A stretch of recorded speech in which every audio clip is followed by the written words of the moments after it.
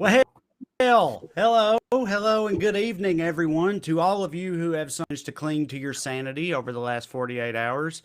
Um, Mark and I are doing our best, but we're still here. We're here. We got a lot of shit to talk about and a lot of shit to talk in general. Today's Thursday, November 5th. I'm Trey. That's Mark. What's up, Mark? What's up, Trey? How's your Thursday treating you? Oh, could be better, could be worse too, though. So, yeah, we're going to get into it all. Of course, we are. Everything that's happened in the past 48 hours since last we spoke on election night, everything we know, everything we don't know, everything we should know, everything we might know soon. We're going to get into all that, including special attention paid to the ever increasingly important great state of Georgia, featuring Evening Skews chief Georgia correspondent Corey Ryan Forrester, the Buttercream Dream, who will be joining us at the mid-show mark. So we've got all that for you and more. But first, as always, we begin tonight with the Daily Dumbassery. Matt, hit that graphic.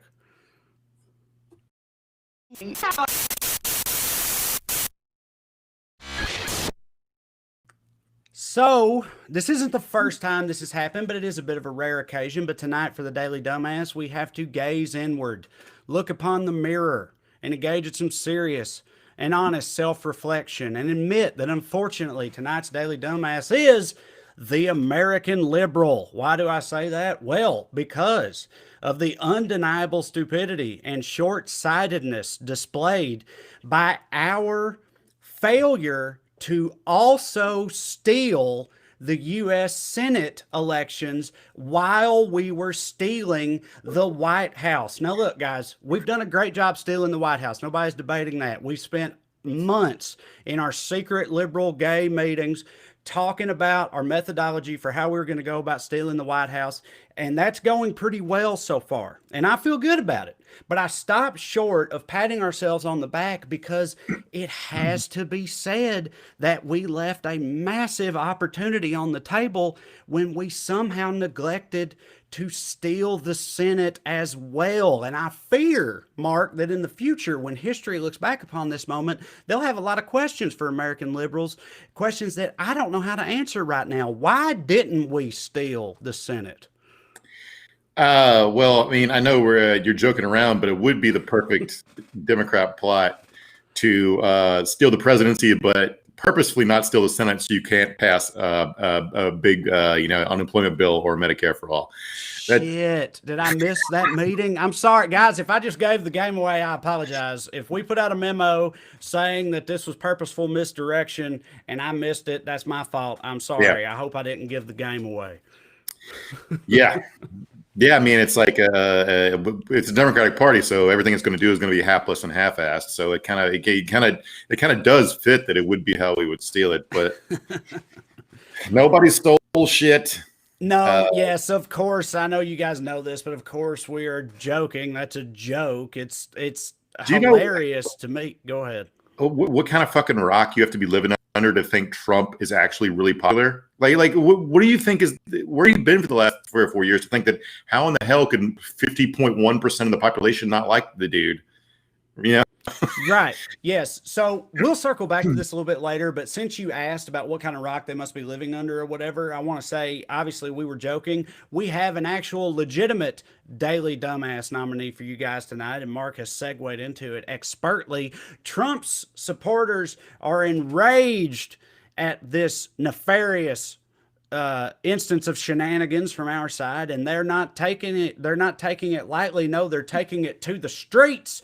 That's what they're doing. They're taking it to the streets and they're protesting, and their message could not be less clear. Matt, play that video, please.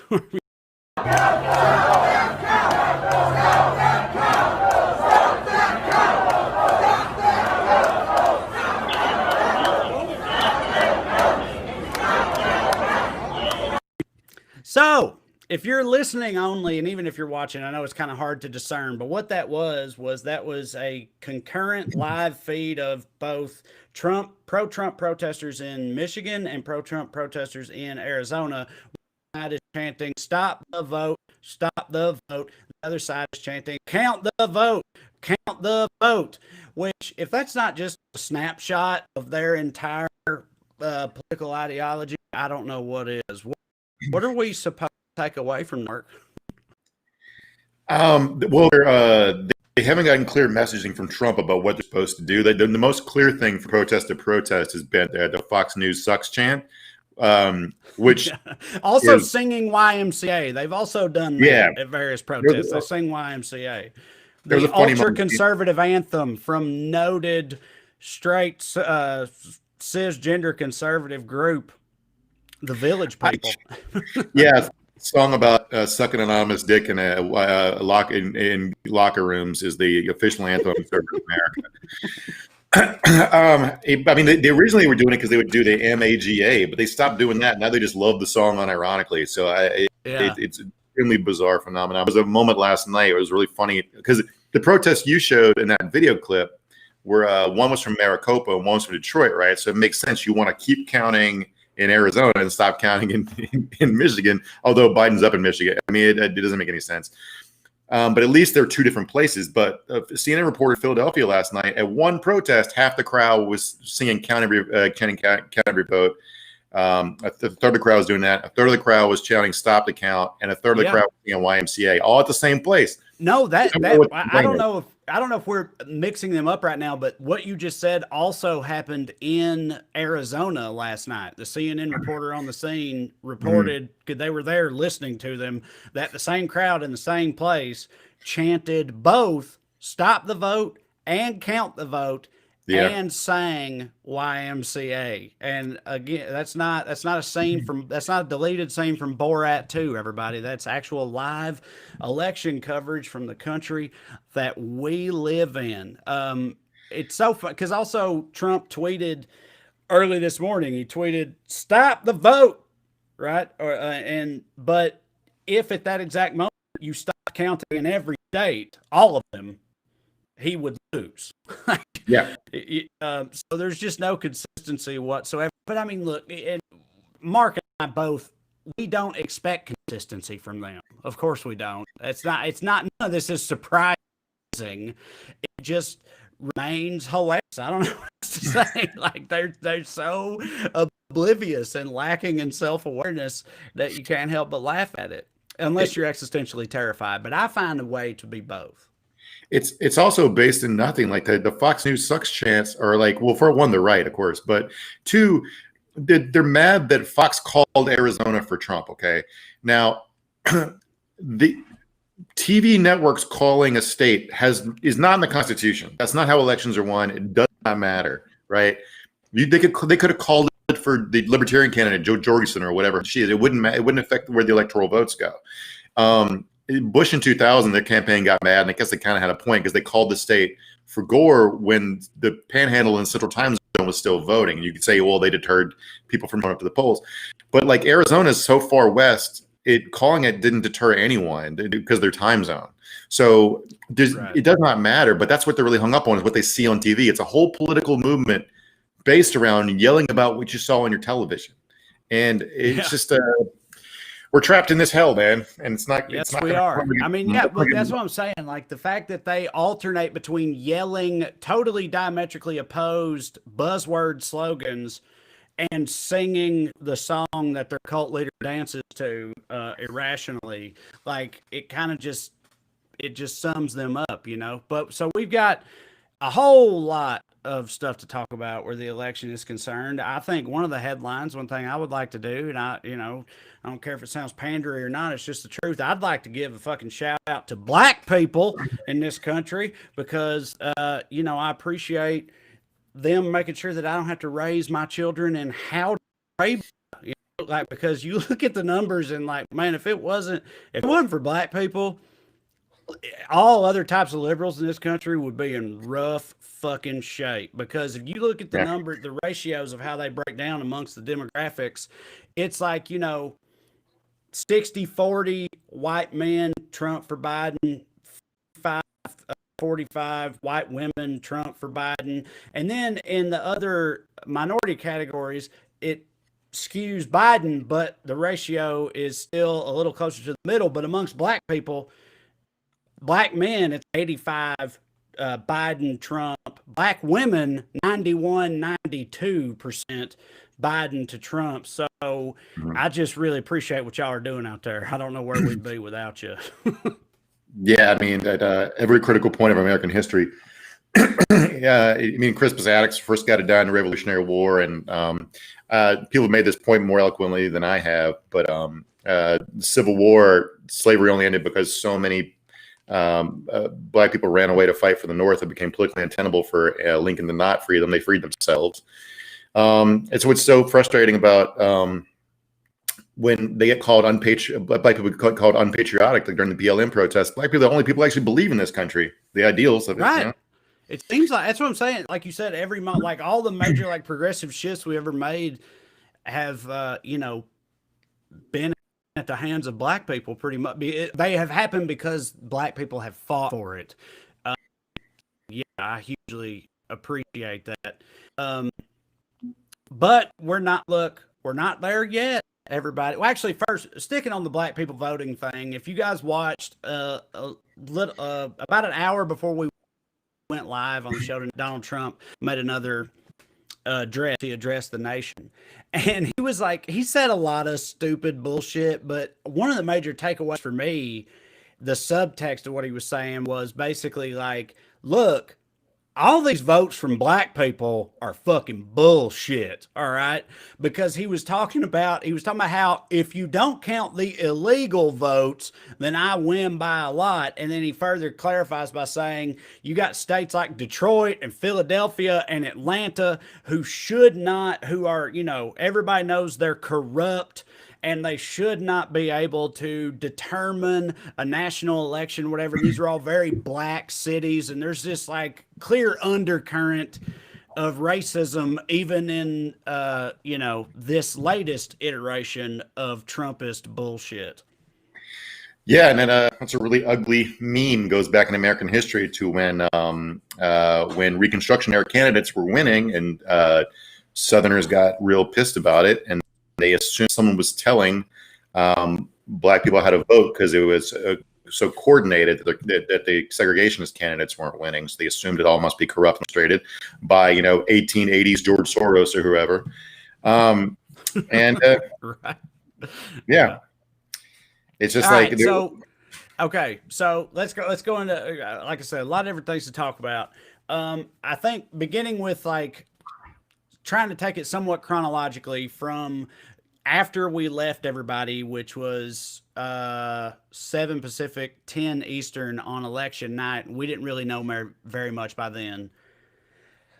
One of the big takeaways come out first was fuck, the polls were wrong again, right? Because it was like becoming increasingly clear, holy shit, this is going to be very close. Now, people had already put out there's going to be something of a red mirage on election night, but like even considering that, it just look, it's 2 days later and it's still not clear. It still hasn't been definitively determined. So like it's coming down to a razor thin margin, and all the polls, even more so than 2016, the polls were like pretty emphatically stating, no, he's got this, right? But I want to say, because I know you have a lot to say about this, Mark, I want to say I was wary about the polls beforehand. If you watch recent episodes, Mark was the one saying, hey, everything looks good. And I was like, I'll believe it when I see it, because I was just too gun shy and terrified. So I was one of those people. And I felt the same thing about the polls on Tuesday night and Wednesday morning and everything. I tweeted about it. I was like, look, fuck this poll shit. I don't even want to hear it anymore. I'm getting tired of this.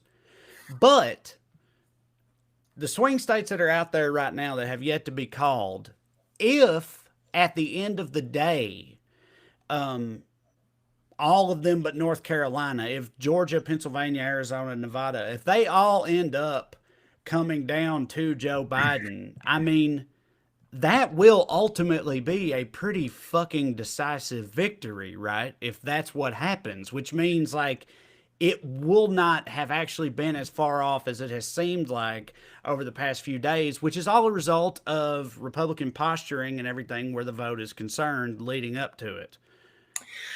Are you suggesting that libs are pants wetting cowards? Is that what you're suggesting? Well, if they are, I am chief among them, a pants wetting coward.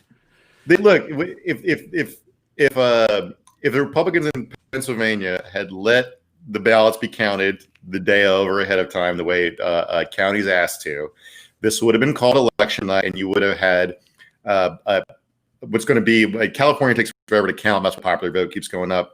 It's going to keep going up for the next month. But you would have like an 8 million vote majority for Biden, and he would have 306 electoral votes, and he would have flipped 5 states, and people will be dunking all over Chad talking about what a huge failure this was for the Republican Party. Instead, because they lost a couple of House seats and they still have to fight for the Senate, they're going to. Those are important things. I feel like you said that like dismissively, but that shit's important though. Like Trey. If I told you Monday night, I know, no, I know you're right. A W is a W at the end of the day.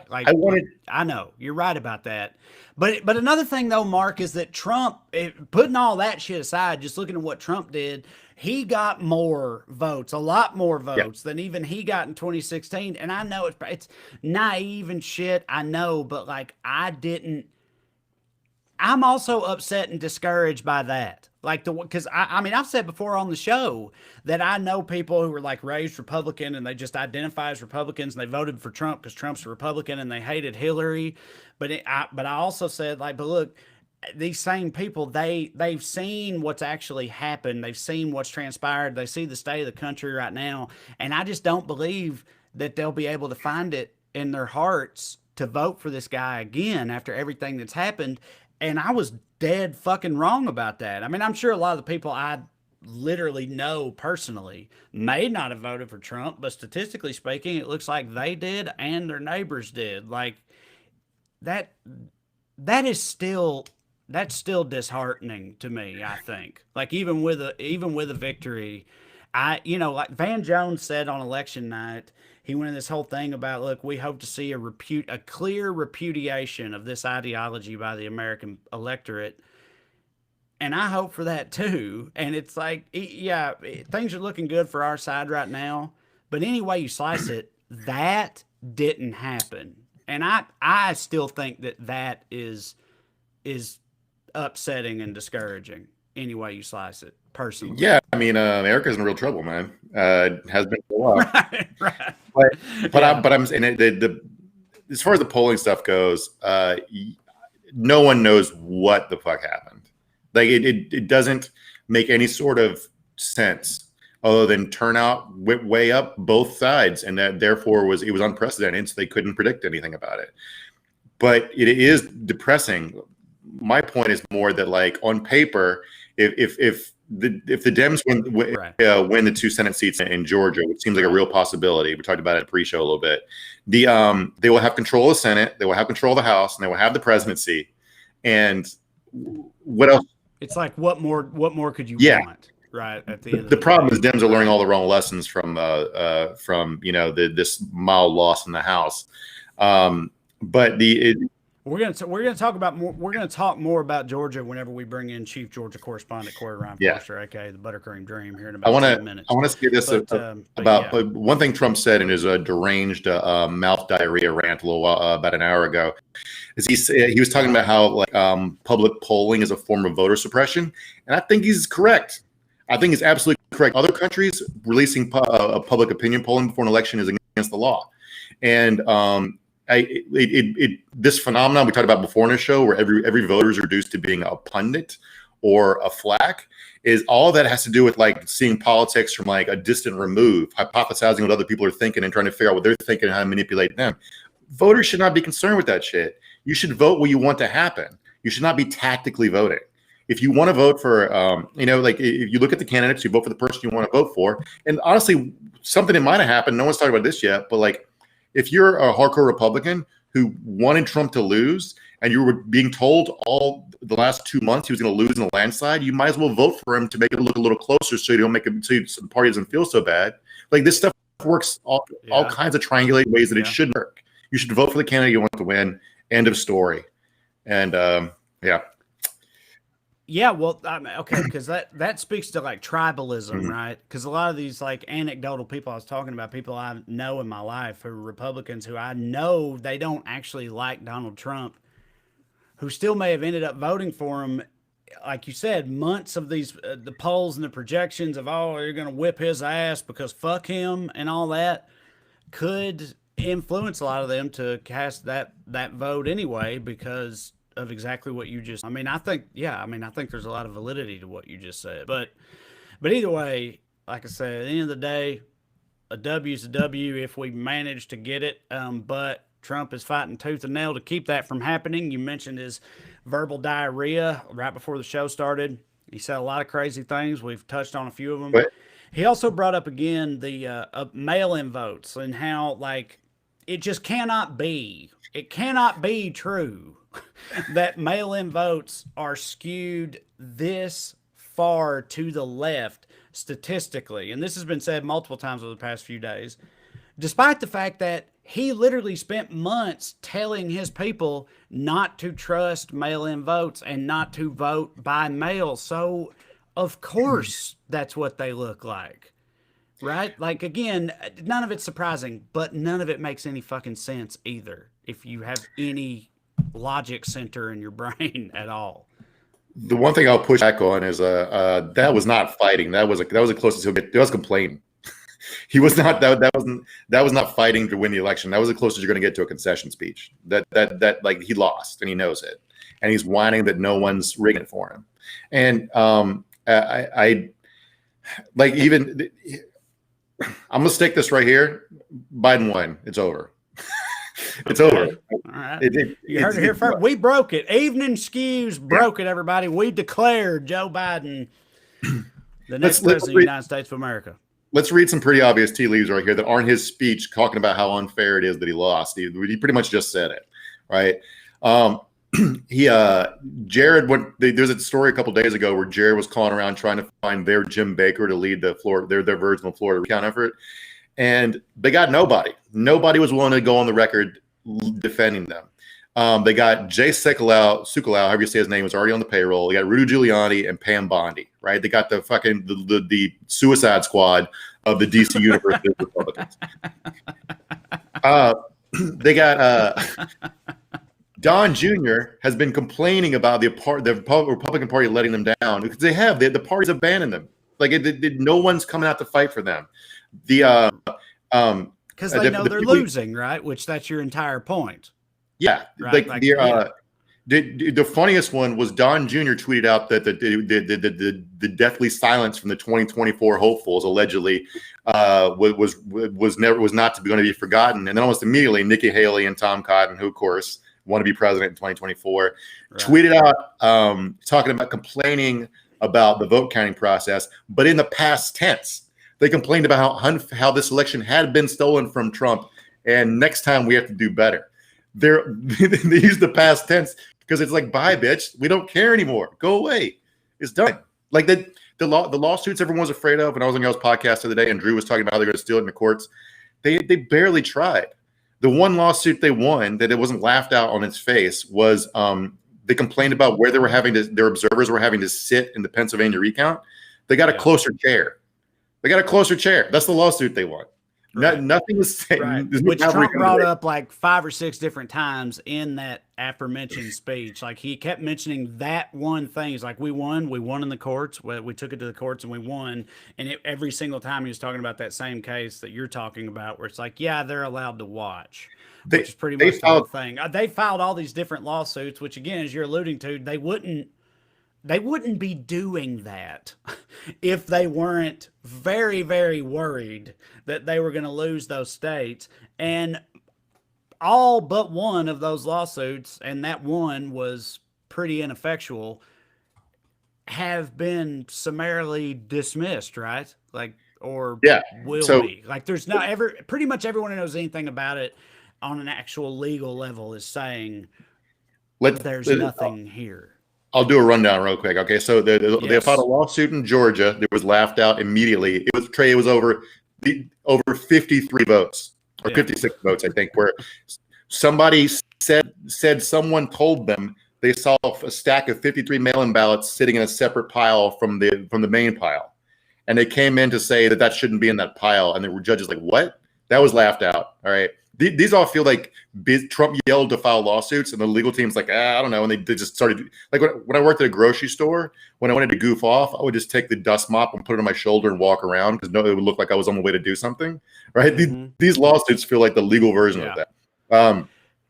They talked about the chair lawsuit earlier.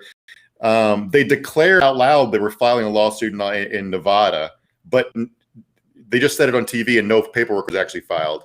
And in Michigan, they had here. Let me read this description of what the judge did.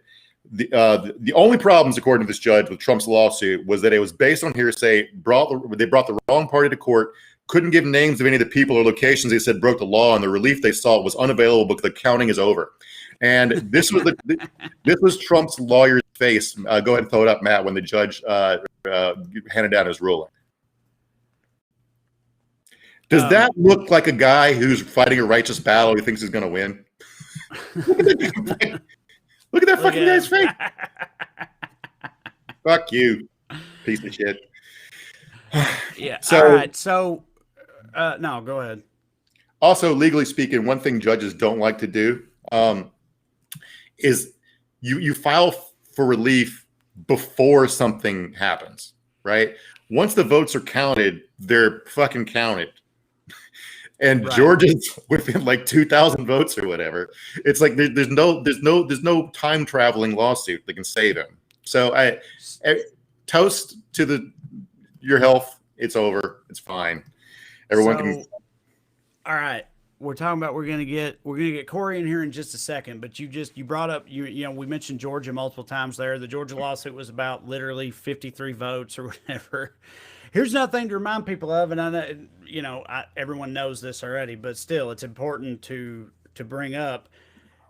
Georgia is ran by Republicans. I mean, there's a lot of people who think, me included, that they stole the election from Stacey Abrams in 2018, right? Like, yeah. Brian Kemp is the governor of Georgia, and if y'all don't remember or don't know much about Brian Kemp, he is a fucking lunatic. He's the guy that went viral at the time because his campaign videos included a tricked out rounding up immigrants bus. It was like an immigration bus. He took a school bus and converted it in a capture Mexicans and deport them bus, and that was his campaign video. Like, this guy is a fucking lunatic. He was the Secretary of State, right, at the time that he was running for governor, and he had a lot of control over the election, and the election was a nail biter, and there's been a lot of people who think that there was some shenanigans involved there that kept Stacey Abrams from winning.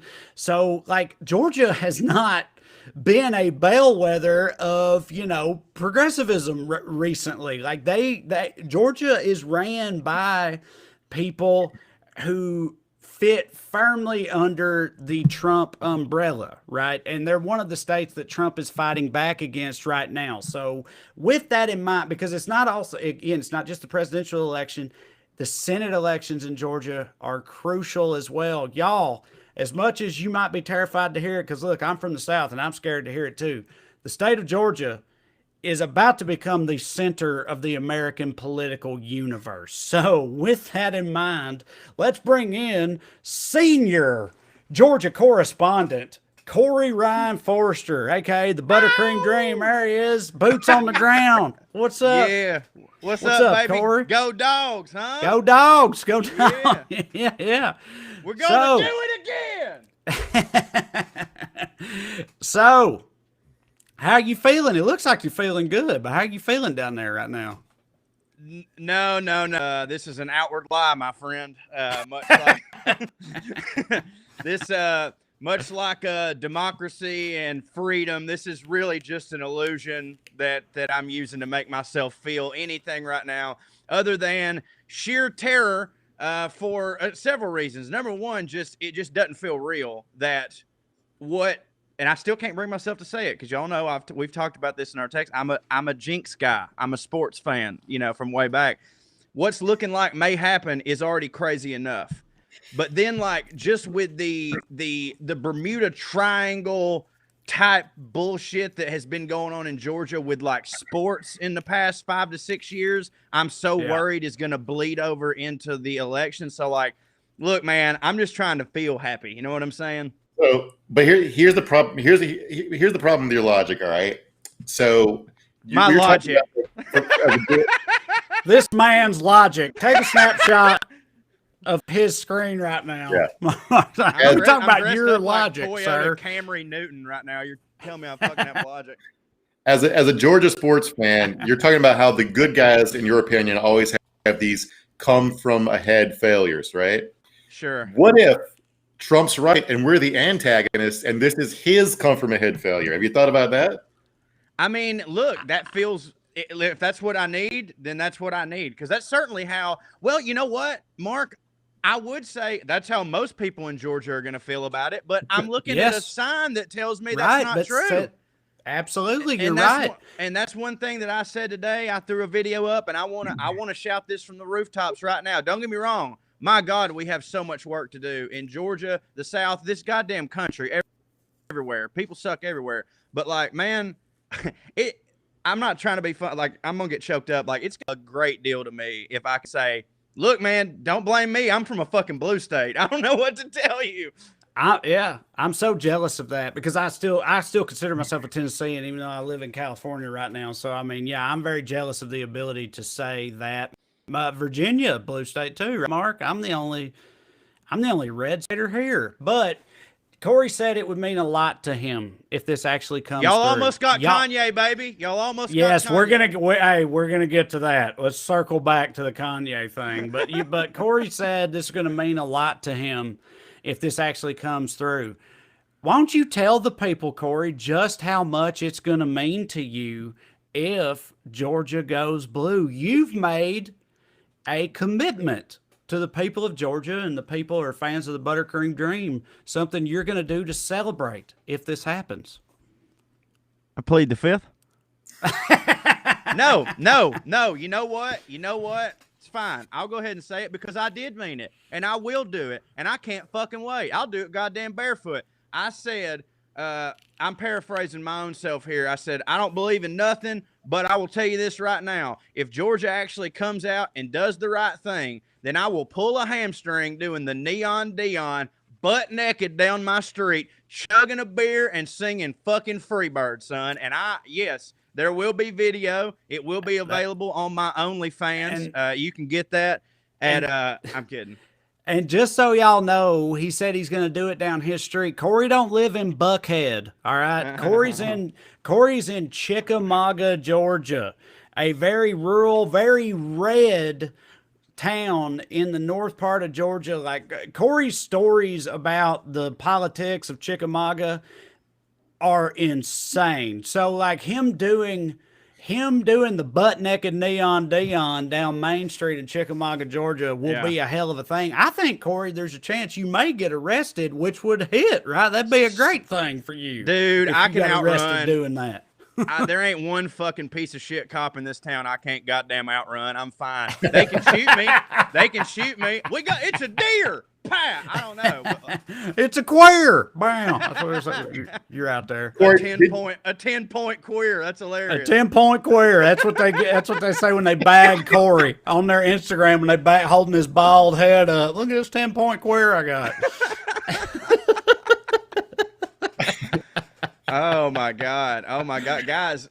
I mean, I'm looking at this map here, buddy. It's 3,000. So right now, Georgia, 3,486 votes.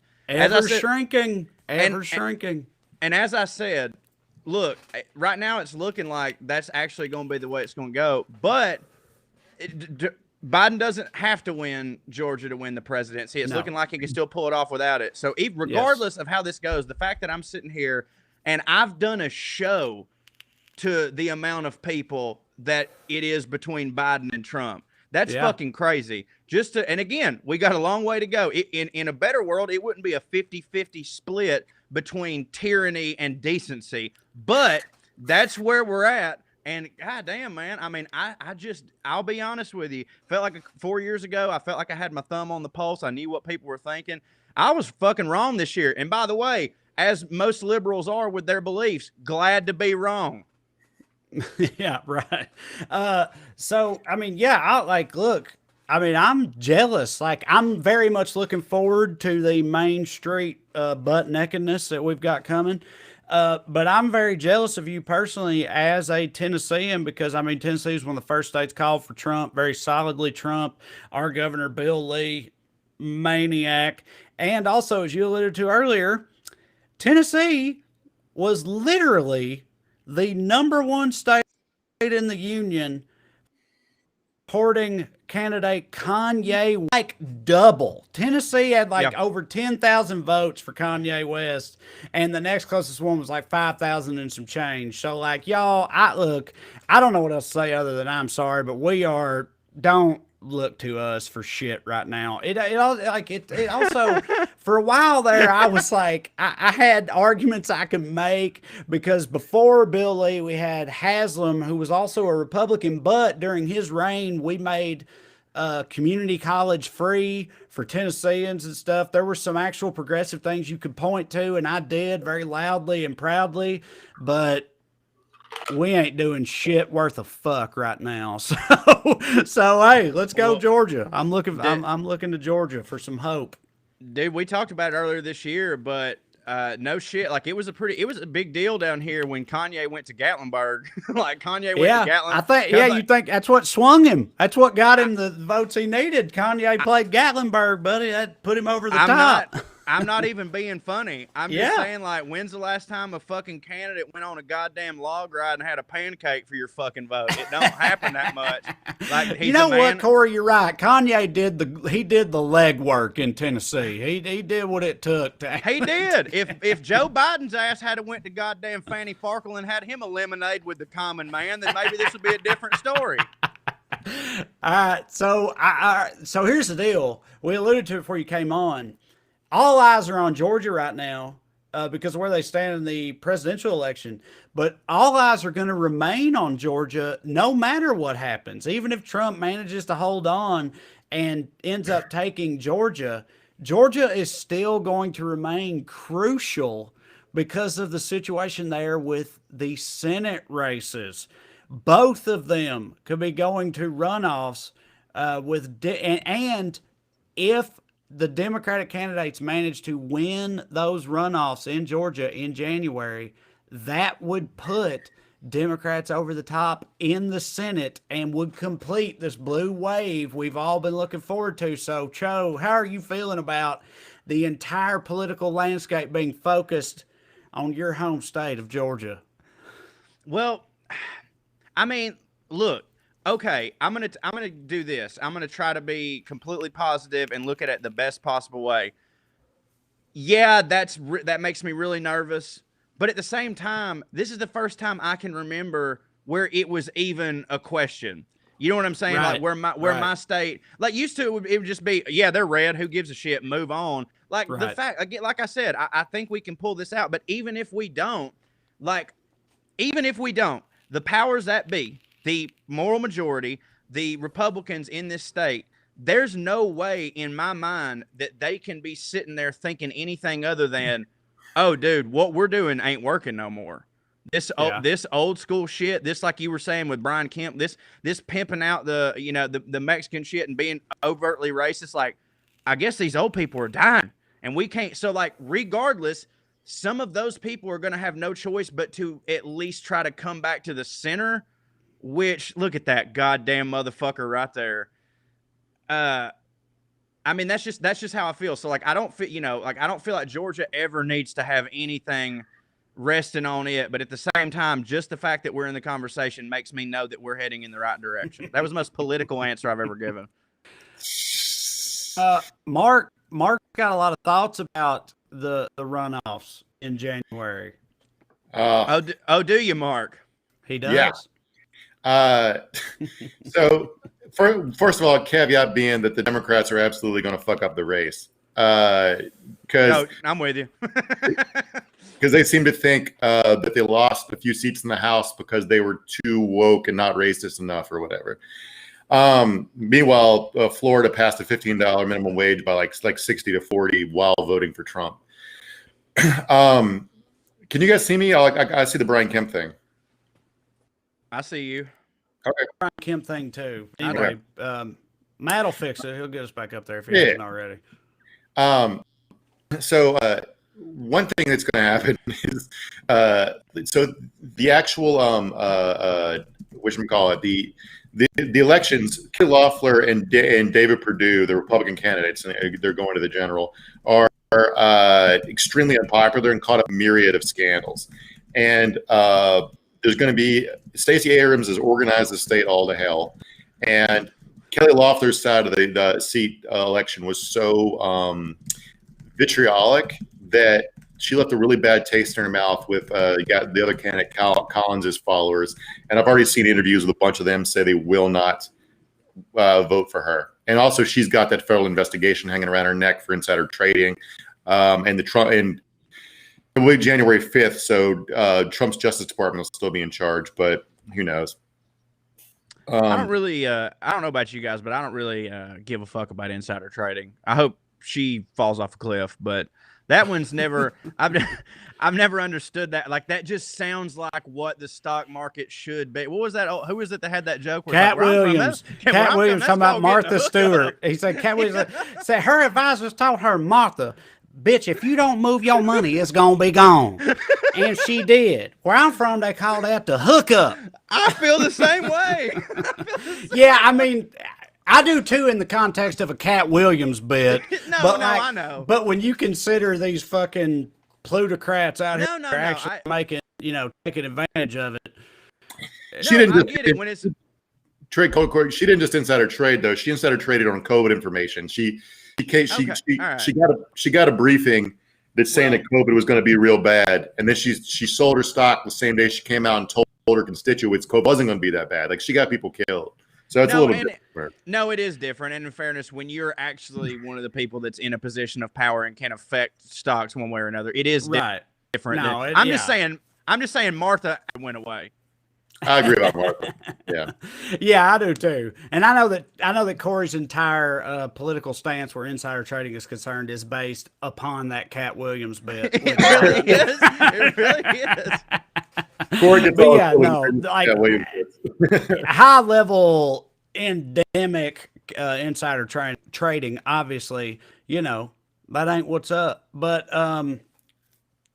Corey, I've been doing this with our correspondents lately, and I'm going to do it to you, and I apologize, but it's all right. Gun to your head, I want you to call all of these right now. All of them, not just the presidential race, but the Senate races too. I want you to give your prediction as a lifelong Georgian of what is going to actually turn out here.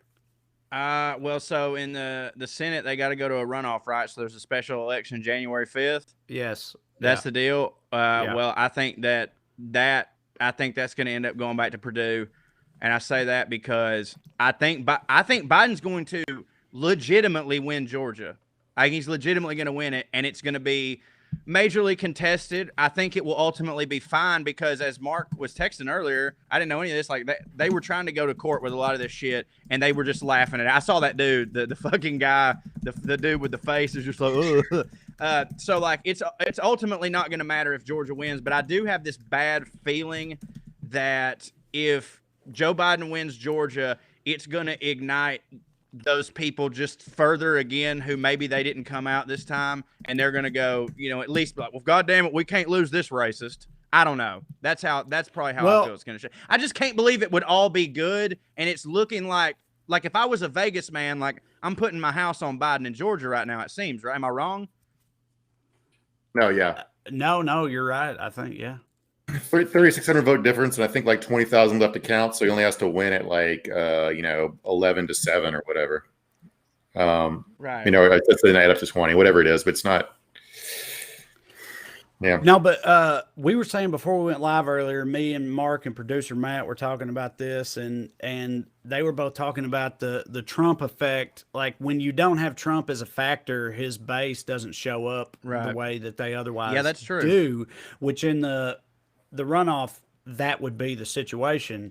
And I was saying, like, related to what you were just saying, I feel like I'm worried that because of the context of all of this and how this all may play out, that would still activate them even Right. if like Trump himself is That's- not up for being voted for. But look, me and you are both. We're just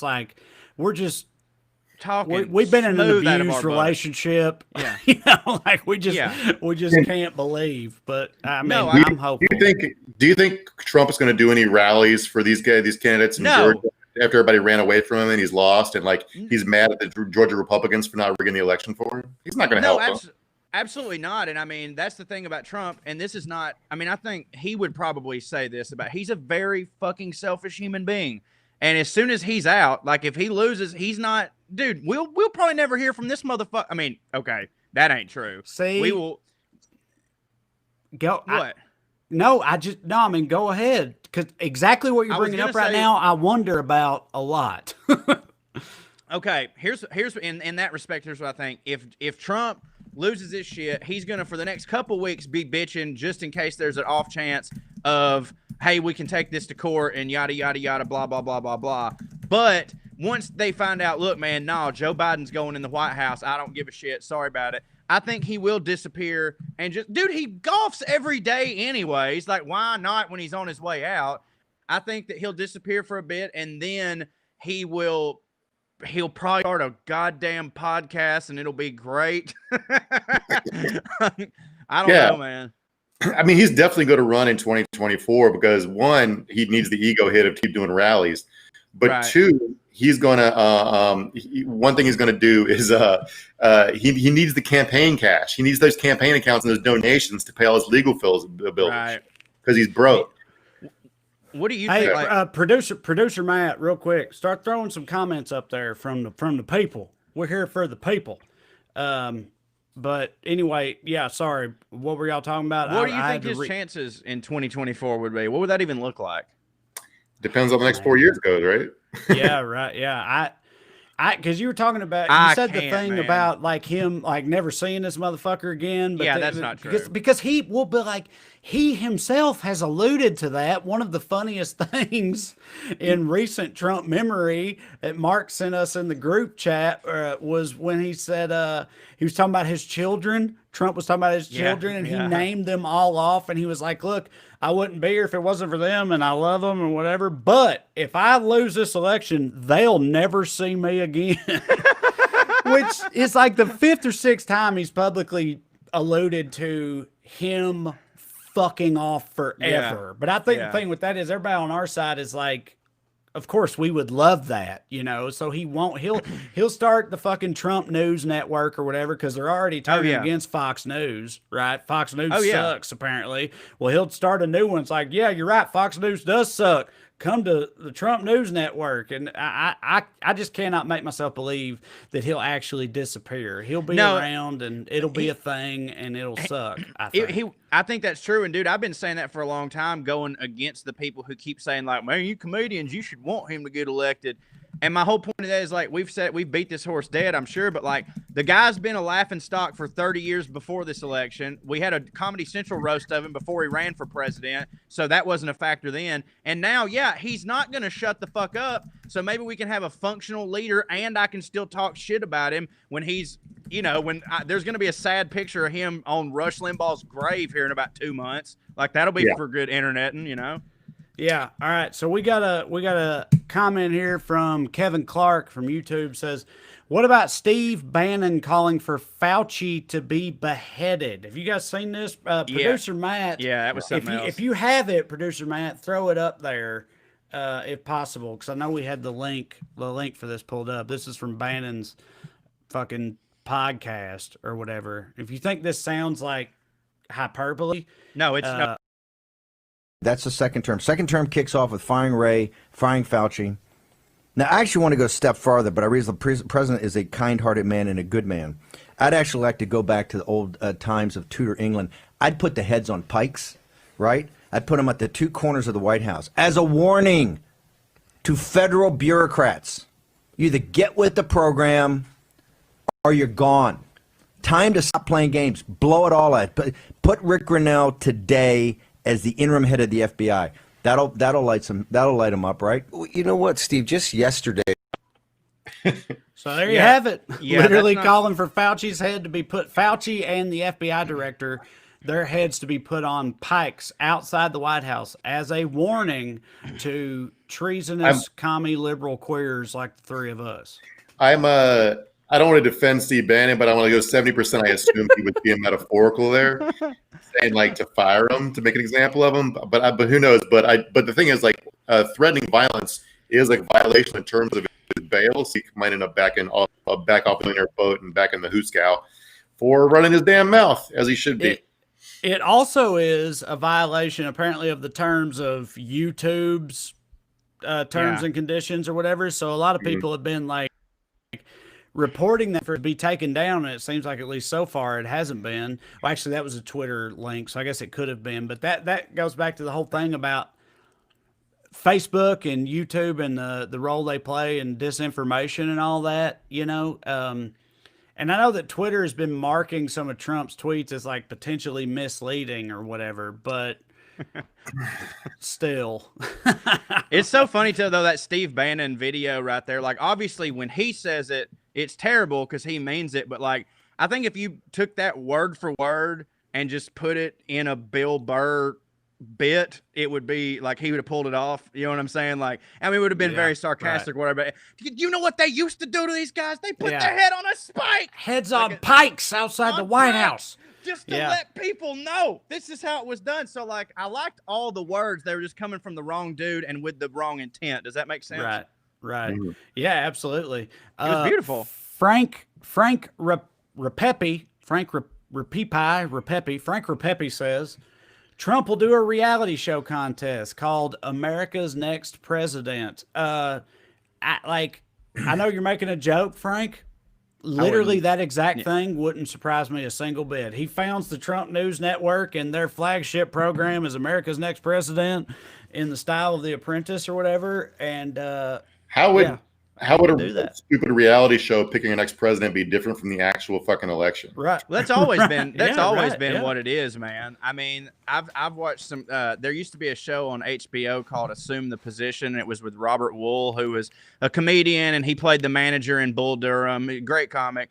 And he was basically, this is like 15 years ago, long before Trump. But he was talking about how basically it's always kind of been a reality show type popularity contest when you really boil it down, because the way that Franklin Pierce got in, like, Franklin Pierce is considered one of the worst presidents of all time. Like, got several DUIs on a horse back before that was even a thing. he's and also RUIs, Corey. Those are RUIs, riding under intoxication. Also, George W. Bush is a direct descendant of this man, but he's widely considered one of the worst presidents of all time, and was a nobody coming out. And he just happened to be roommates in college with this guy that you may have heard of called Nathaniel Hawthorne, who right before the election, Nathaniel Hawthorne, to help his buddy out, he wrote a book called My Buddy Franklin Pierce. And this guy went from a complete nobody to sweeping and winning. So it was a huge popularity contest then. It's just that Nathaniel Hawthorne was the George Clooney or the Gary Busey of his time. Take your pick, whichever one. You know who was also the George Clooney of his time, apparently? John Wilkes Booth. He was goddamn right. He was a big fucking deal. He was. Like the beef, the thing about John Wilkes Booth, who was a pretty successful actor at the time, was that he wasn't considered, like, he was a leading man type, because like other actors considered him a shit actor, but he was so good looking and got all the starring roles.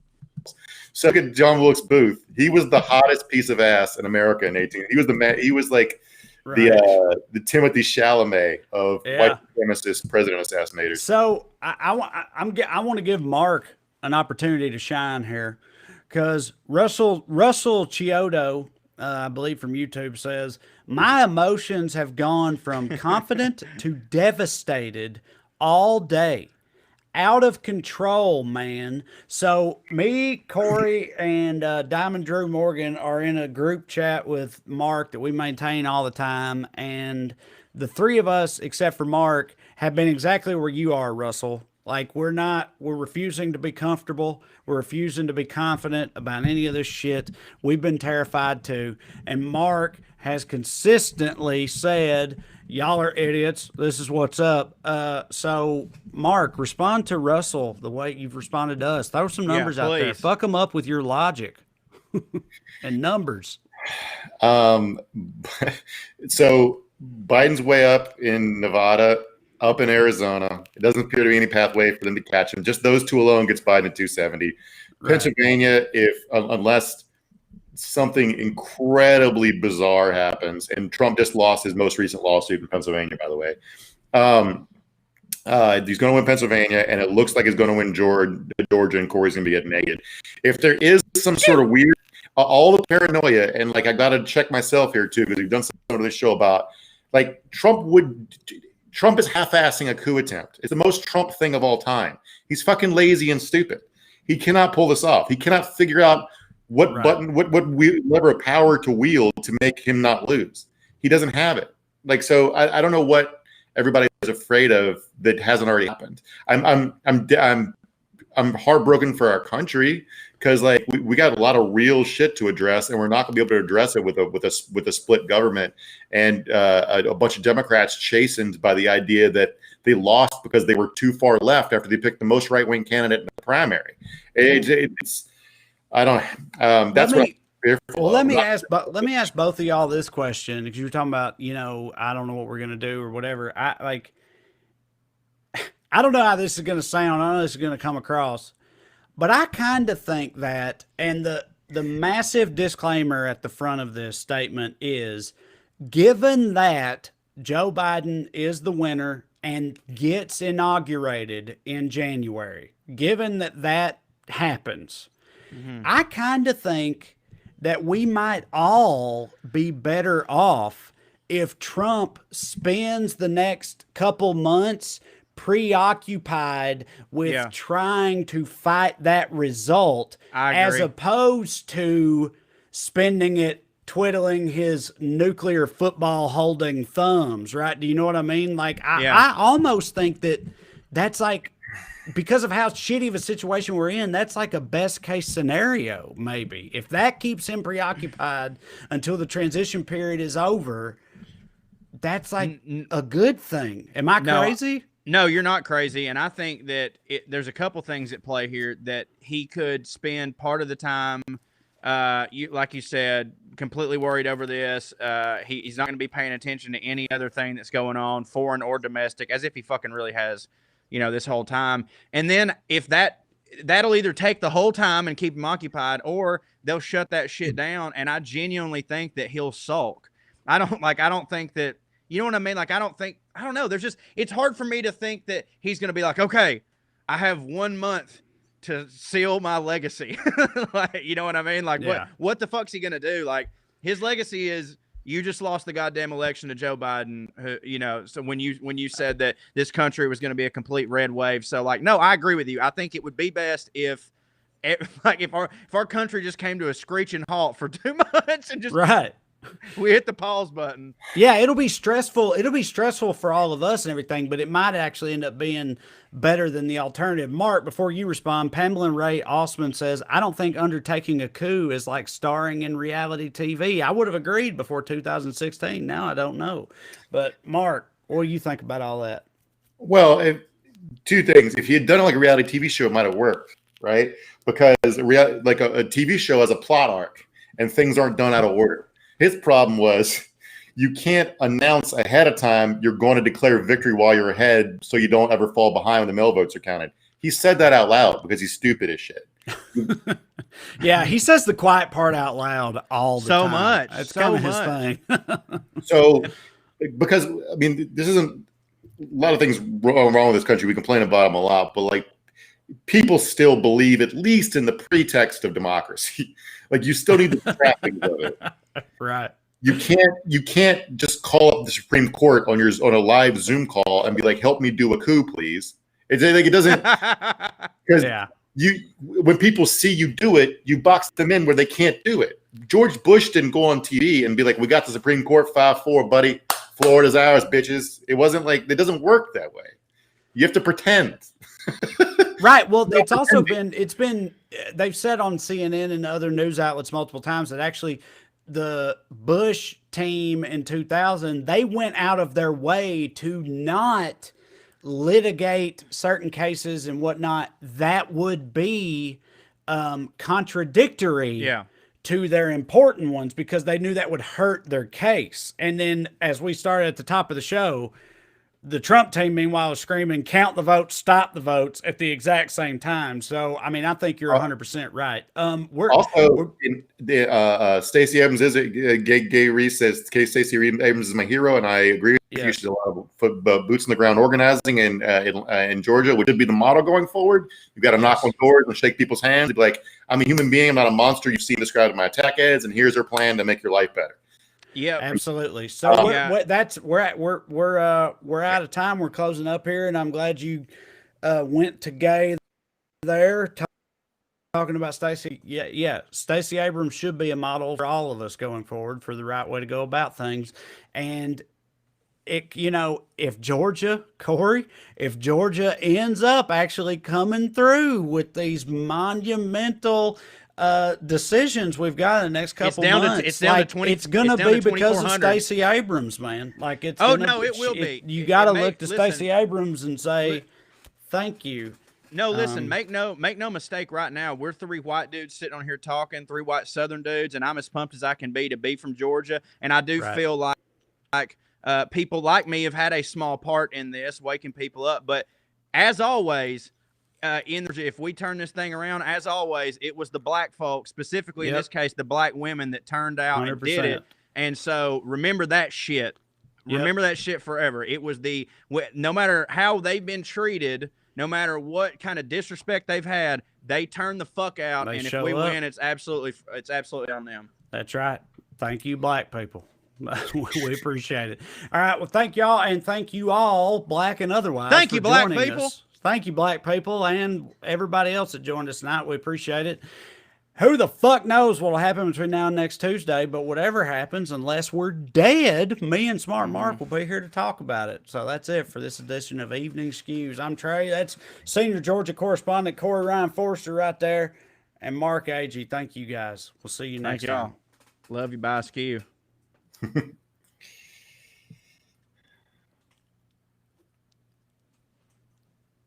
Are we still on the air, Matt?